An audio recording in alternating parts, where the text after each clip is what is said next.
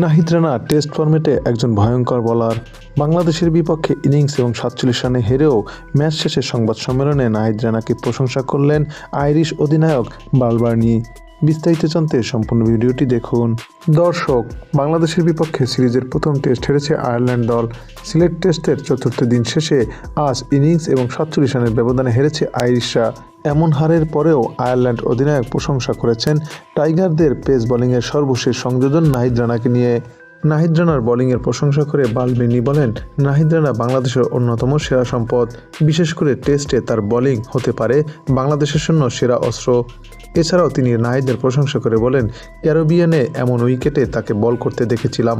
সে একটি ভয়ঙ্কর বোলার রূপ নিয়েছে। তার মধ্যে স্পষ্টভাবে সব গুণাবলী রয়েছে। সে জোরে দৌড়ে এসে বল করে এবং বাংলাদেশের জন্য এটা অবশ্যই দারুণ ব্যাপার।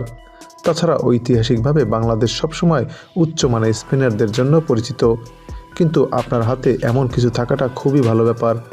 আমি মনে করি সে যদি ভালো করতে থাকে তাহলে বাংলাদেশের জন্য দারুণ কিছু হতে চলেছে। দর্শক, নাহিদ রানাকে নিয়ে বালবিনির মতামতকে আপনি কিভাবে দেখছেন তা জানাতে পারেন আমাদের এই চ্যানেলের কমেন্ট সেকশনের মাধ্যমে।